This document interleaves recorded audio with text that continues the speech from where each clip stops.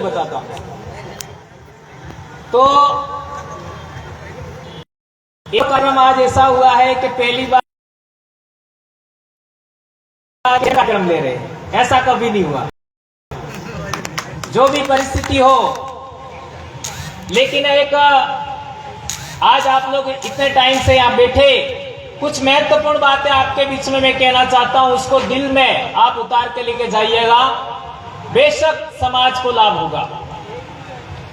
आज देश के अंदर हमारे महापुरुष, इनका हम अध्ययन करते हैं तो ओबीसी समाज के लोग हैं। उन्होंने ज्योतिराव फूले को अगरबत्ती किया या अपने घर के अंदर फोटो रखा, लेकिन ओबीसी समाज ने ज्योतिराव फूले की कही हुई बातों का अमल नहीं किया।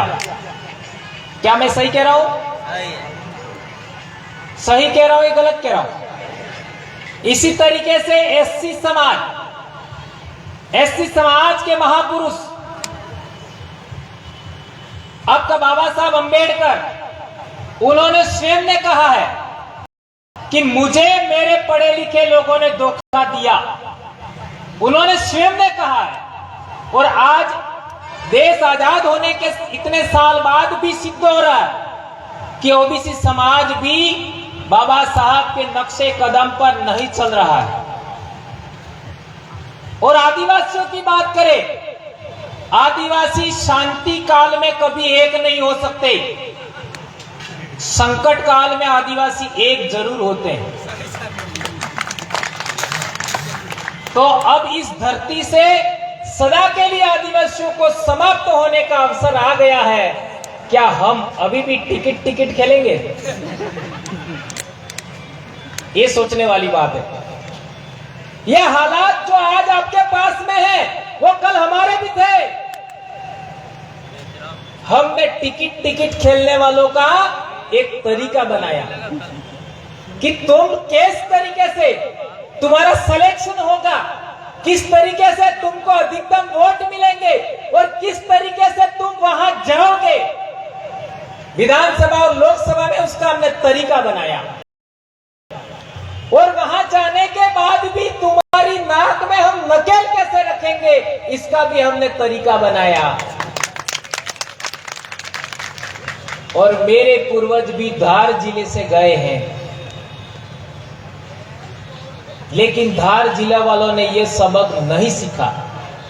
यदि सीख लिया होता तो ये नौबत नहीं आती। ये मैं रतलाम झाबुआ में तो रोज बोलता हूं, रोज का मतलब है महीने 2 महीने में बोलता हूं। तो वे लोग काफी कुछ उनमें परिवर्तन आ गया। धार में दूसरी बार बोल रहा हूं, पहले भी मनावर में बोला था, आज भी मनावर में बोल रहा हूं। परसों ही अलावा जी का फोन आया कि कुक्सी पधारिए। मैंने कहा यार, पहले तुमने मनावर में बुलाया था और अभी 7-8 दिन हो गए, मनावर वाले आए थे मेरे पास में, और सभी लोगों को इनविटेशन देने के बाद लास्ट में मेरे पास आए थे और मेरी मजबूरी बन गई। मेरे घर पे जिसने खाना खा लिया, पानी पी लिया, चाय पी लिया, मैं उसके घर जरूर जाऊंगा, क्योंकि आदिवासियों की निशानी है। अपने दुश्मन भी उसके घर आ जाता है तो वह उसके साथ दुश्मनी नहीं करता है और उसकी बात रखता है। तो इसलिए हम लोग यहाँ पर पधारे। मैं यहाँ पर एक बहुत महत्वपूर्ण, मैं अक्सर आदिवासी पर बोलता हूँ, लेकिन कोई ओबीसी का आदमी मेरे से बहस कर ले ओबीसी के बारे में, तो उसको पता लगेगा कि मैं ओबीसी के बारे में कितना जानता हूँ। कोई एससी का भाई मेरे से एससी के बारे में बहस कर ले, तब उसको पता लगेगा कि मैं एससी के बारे में कितना जानता हूँ। हमने एससी, एसटी, ओबीसी, माइनॉरिटी के संगठन में ही काम किया 12-13 साल, लेकिन हमको लगा कि आदिवासियों को एक करने के लिए मात्र आदिवासी का संगठन बनाना होगा, और वो संगठन का तरीका होना चाहिए, संगठन भी नहीं होना चाहिए। तो हमने आदिवासी परिवार बनाया। आज तक लोगों को पता नहीं है कि आदिवासी परिवार संगठन है या नहीं है।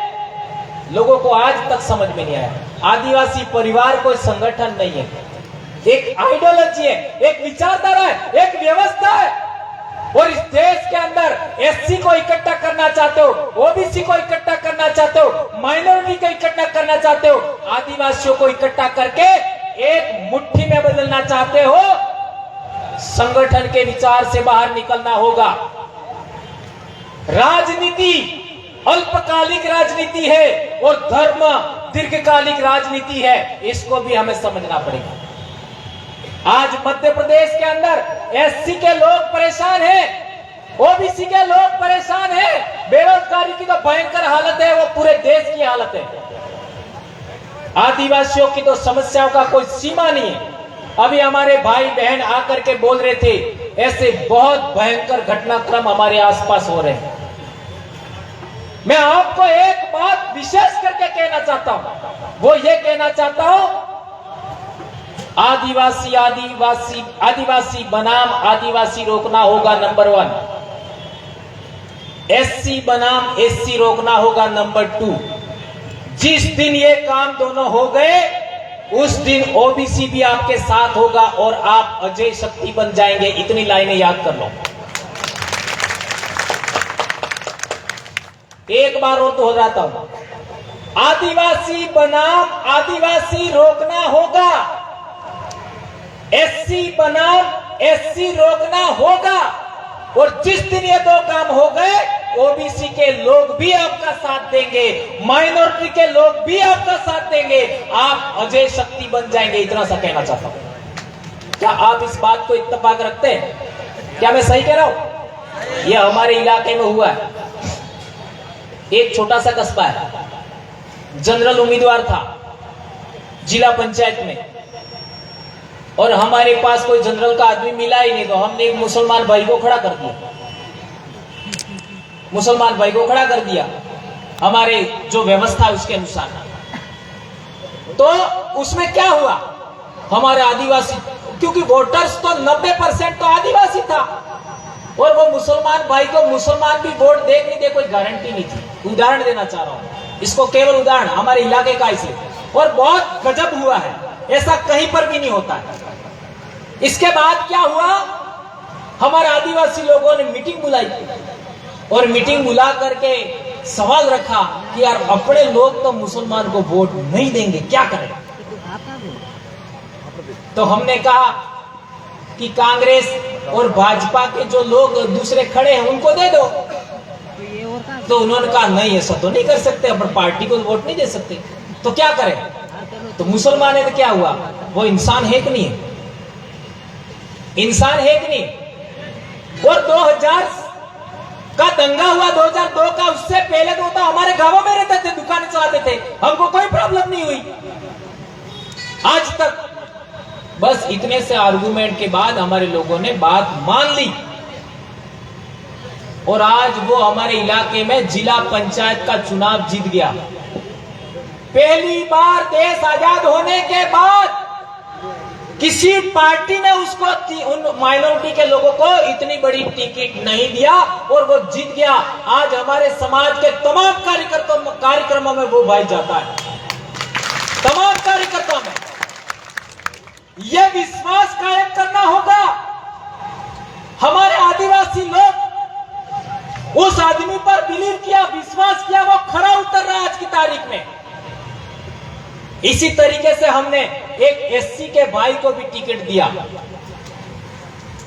क्योंकि एक टिकट ऐसे भी थी हमारे जिले में, तो वो बंदा लास्ट टाइम में खिसक गया, तो वो हमारे लोगों ने उसको नहीं दिया, क्योंकि वो लास्ट टाइम में खिसक गया। तो मेरे कहने का मतलब ये है कि आपको अपने समाज पर विश्वास है, और दूसरे जो लोग आपके साथ में हैं उन पर विश्वास है। यदि विश्वास कायम करने में कामयाब हो जाते हैं तो हमारा जीतना संभव है।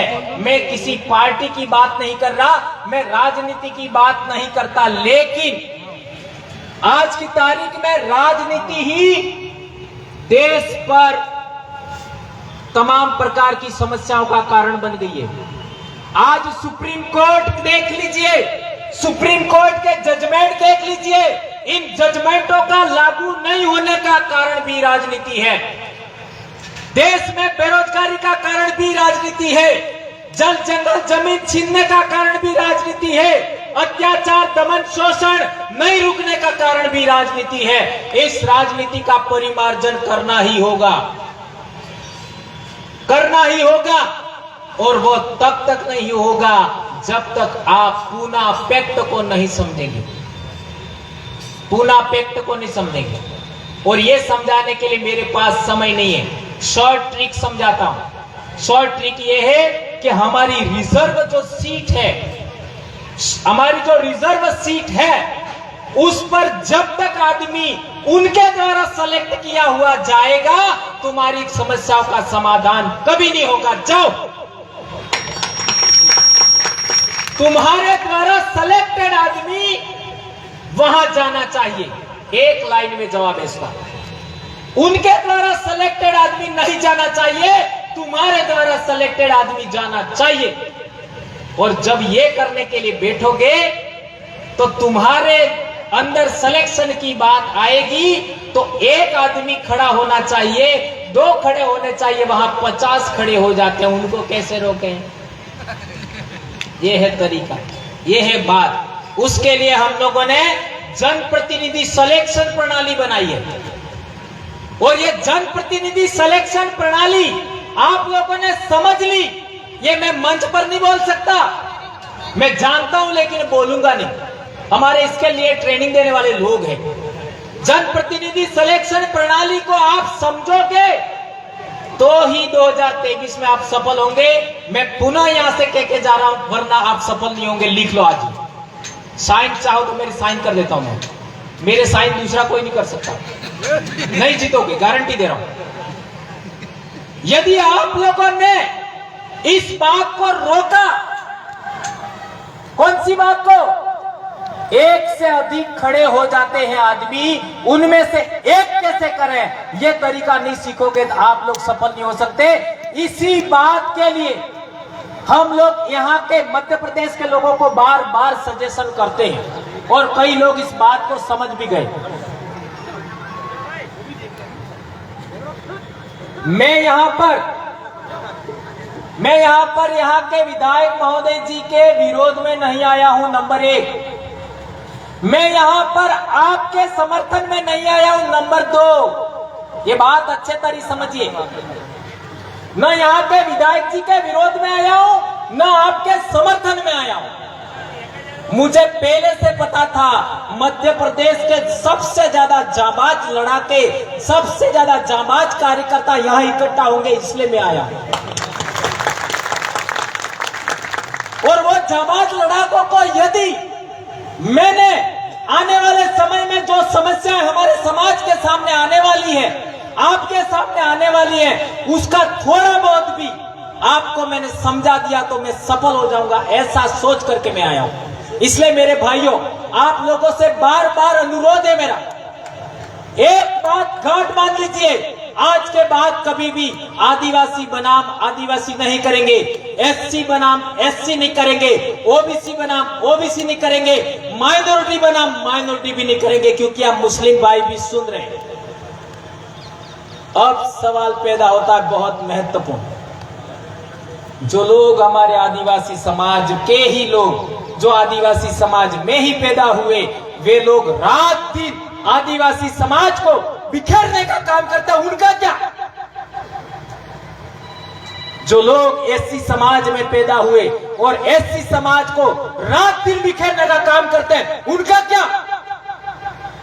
जो लोग ओबीसी समाज में पैदा हुए हैं और ओबीसी समाज को रात दिन बिखेरने का काम करते हैं, उनका क्या करें?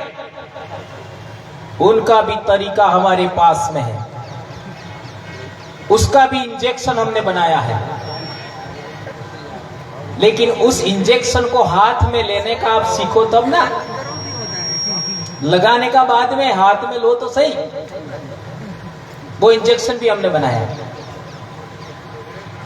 तो मेरे कहने का मतलब यह है कि आप लोगों को जनप्रतिनिधि सिलेक्शन प्रणाली को समझे बगैर, उसको अपनाए बगैर हमारा विधानसभा लोकसभा में जाना संभव नहीं है। उसकी नसबंदी 1932 में हुई है। आज कौन सा साल चल रहा है? कितने साल हो गए? 32। 10 साल बाकी है। देश आजाद भी नहीं हुआ था,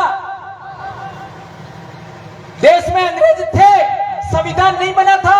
उस समय नसबंदी हुई है कि सच्चे आदिवासी लड़ाके, सच्चे एससी के लड़ाके, सच्चे ओबीसी के लड़ाके विधानमंडल में नहीं जाना चाहिए, लोकसभा में नहीं जाना चाहिए।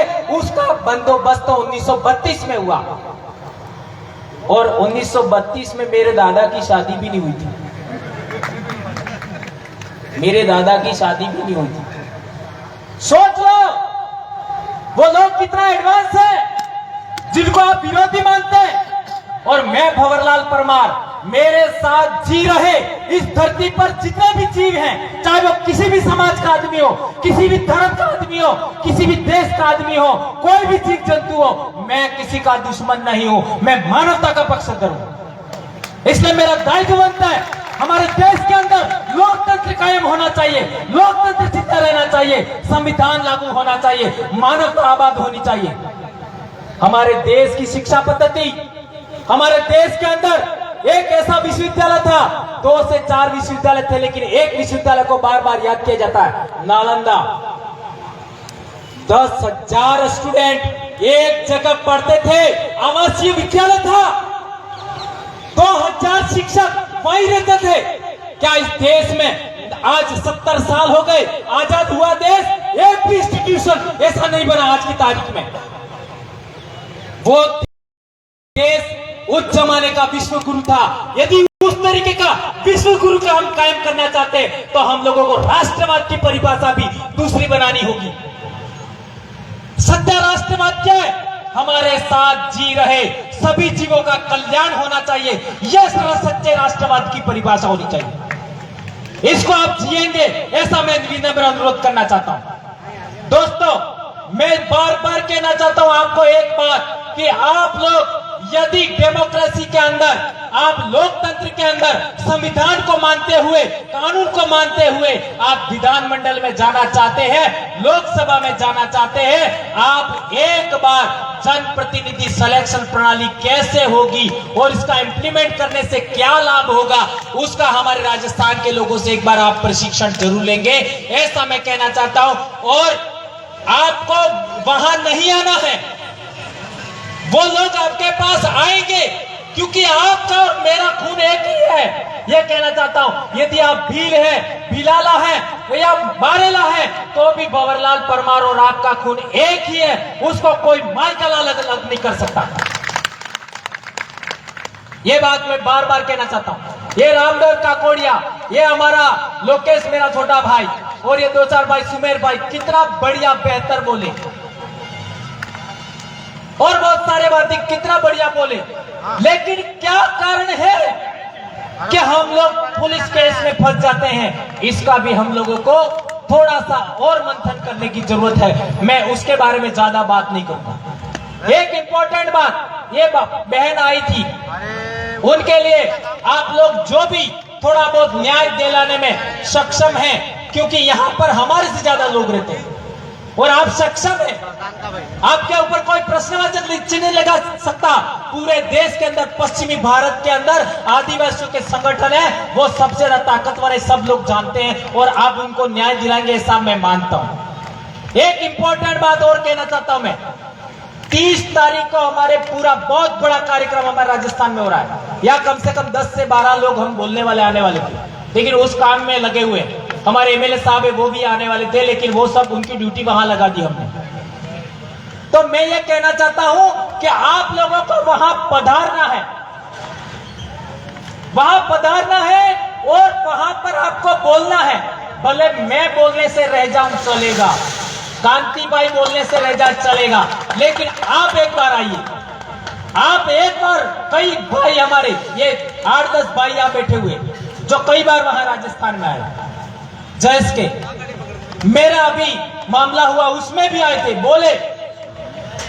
मैं दिल से सल्यूट करता हूं तमाम भाइयों को, लेकिन वहां आप आइए और आप हमारे लोगों से जुड़िए और हम आपसे जुड़ेंगे।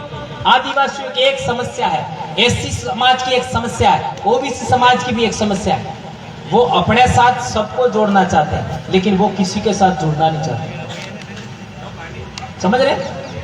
मैं आपको मेरे साथ जोड़ना चाहता हूं, लेकिन मैं आपसे नहीं जुड़ना चाहता। मैं क्या समझता हूं, हर एक आदमी क्या समझता है जो बड़ा लीडर है, ये लोग मेरे कहे अनुसार चलने चाहिए। हम लोग ऐसा नहीं करते। हमारी जो राय बनती है वो ही फाइनल। आदिवासी परिवार का अध्यक्ष कौन है मालूम है आपको? आदिवासी परिवार का संयोजक कौन है, अध्यक्ष कौन है, प्रभारी कौन है? आम राय है वह आदिवासी परिवार का अध्यक्ष है। आम राय।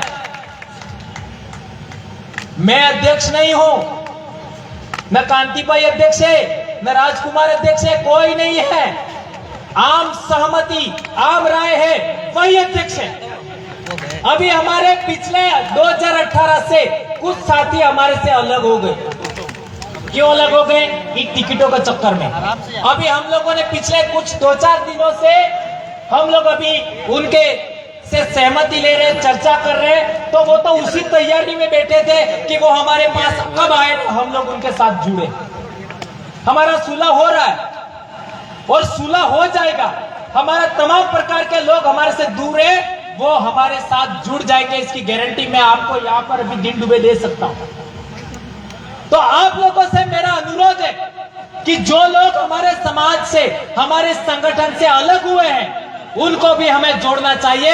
मैंने अलावा जी को यह भी कहा, इस पंचायत में जाने के बाद तुम्हारे पास भी हम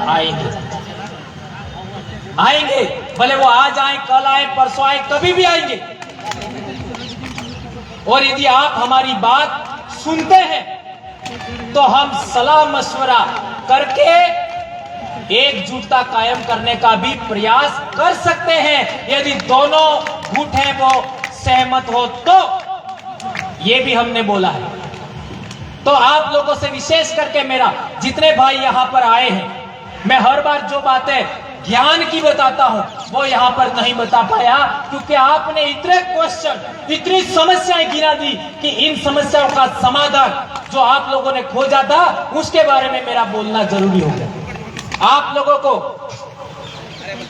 आर्टिकल 51AH के बारे में जानकारी रखना होगा। 51AH, आर्टिकल 19, आर्टिकल 13(3) को, उनके बारे में विशेष करके आर्टिकल 25, उनके बारे में आपको बहुत इंपॉर्टेंट बातें, जो संविधान भी कौन सा, जो प्रारंभ में लिखा गया था, उस संविधान की बुकलेट लाइए, सुप्रीम कोर्ट के जजमेंट पढ़िए, उनके आधार पर आप लोग काम करिए। और बोलने में जो हम वक्तव्य देते हैं उसमें एग्रेसिवता लॉज के समान होनी चाहिए। कैसे? थोड़ा धीरे, फिर थोड़ा सा फास्ट, फिर थोड़ा धीरे, फिर थोड़ा फास्ट, इस तरीके से बोलना चाहिए हमको। धारा प्रवाह, एग्रेसिव नहीं होना चाहिए। और किसी भी तरीके से हमारा गुस्सा मारना सीखना होगा।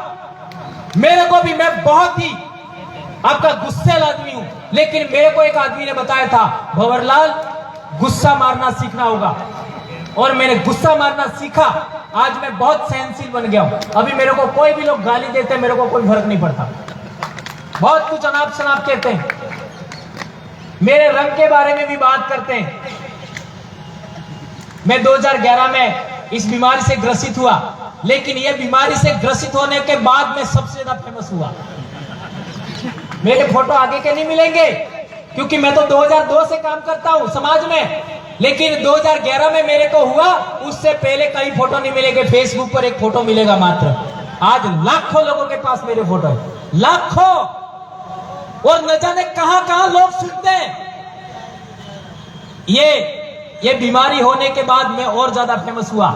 उसका कारण यह है कि मैंने जो जानकारी हासिल किया, वो परिपक्वता हासिल किया, बोलने का तरीका विकसित किया, वो चीज आप लोगों को पुनः कायम करना होगा, आपको सीखना होगा। आप में बहुत काबिलियत है। मैं चाहता हूं कि भंवरलाल परमार जैसे कम से कम 100 से 150 आदमी इस मध्य प्रदेश में पैदा हो, आपकी गुलामी सदा के लिए समाप्त हो जाएगी, यह मैं कहना चाहता हूं। और वो लोग एससी के भी होना चाहिए, माइनॉरिटी के होना चाहिए, ओबीसी के होना चाहिए, और मेरे खून के तो हर हाल में होना चाहिए।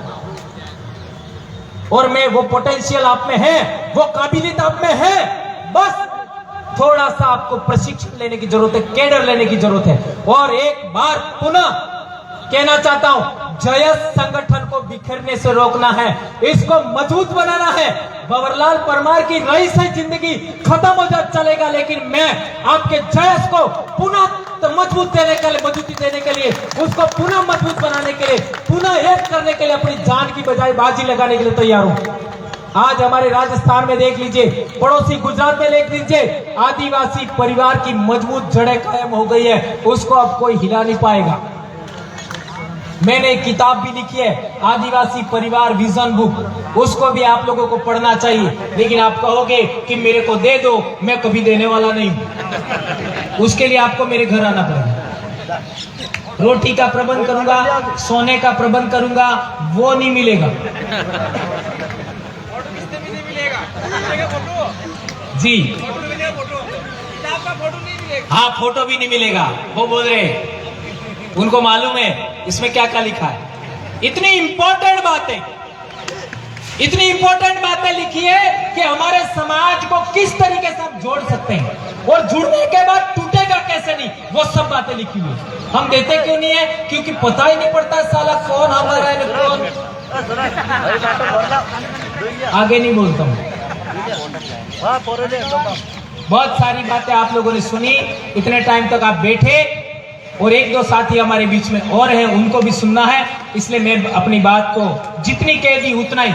लेकिन एक बात जो मैंने बार बार बोली उसको याद रखना, आदिवासी बनाम आदिवासी नहीं, एससी बनाम एससी नहीं, ओबीसी बनाम ओबीसी नहीं। लेकिन जो लोग हमारे समाज के आदिवासी होकर के आदिवासी के विरोध में काम करते हैं, उनको कैसे रोका जाए, उसका इंजेक्शन हमने बनाया है। उस इंजेक्शन को आप लोग एक बार समझने के लिए तैयार हो जाएंगे। इतनी बात मैं कह करके अपनी बात समाप्त करता हूं। जय आदिवासी, जय जोहार, जय बिल प्रदेश। हाँ, बहुत अच्छी बात है, मैं भूल जाता।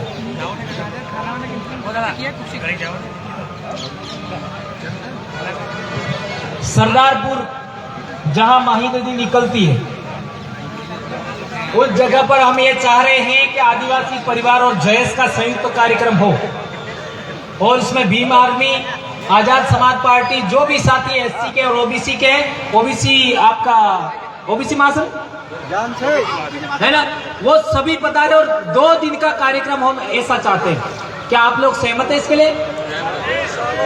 आदिवासी परिवार और जयस संयुक्त कार्यक्रम होगा, और उसमें कितने लोग वहां से आएंगे ये देख लेना आप, राजस्थान से, और उसके बाद क्या क्या बदलाव हो जाएंगे, आप दंग रह जाएंगे। तो आप लोग उसके लिए हम लोग सब मिलकर के ऐसा प्रयास करें। एक बात ये कहना चाहता हूं, उससे पहले 30 तारीख को आपको हमारे जिले में पधारना है, और आप सुबह बताइए, पहले दिन आ जाइए, हमारे घर पे आ जाइए, मेरे घर पे, कोई बात नहीं। मैं भी बाप की अकेली संतान हूं, 2011 से बीमार हूं, अकेली संतान हूं मैं, लेकिन फिर भी काम कर रहा हूं। तो आप लोग मेरे घर आ जाइए, आपको रोटी खिलाने का, सुलाने की गारंटी मेरी। और कोई महिलाएं भी आती है तो मेरी बेटी भी है, मेरी पत्नी भी है, मेरी बहनें भी है, 5 बहनें मेरी, 1-2 नहीं। वो लोग भी आपकी सेवा करने के लिए तत्पर रहेंगे। धन्यवाद। जय जवान, जय आदिवासी, जय बिल। हेलो, आज जय महापंचायत में हमने एक छोटी सी भेंट सभी हमारे अतिथियों के लिए